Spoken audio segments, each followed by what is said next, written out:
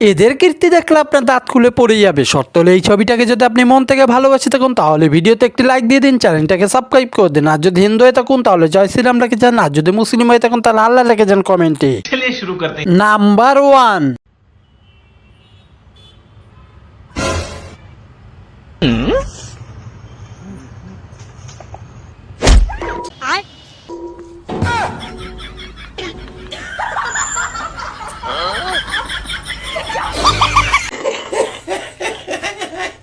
Number 2, ওই চলো ছবি তুলি। না, চেহারা ভালো না। তাতে কি হয়েছে? তুমি তো আমার ভাইয়ের মতো। আরে আমি আমার চেহারা খারাপের কথা বলিনি, তোমার কথা বলেছি।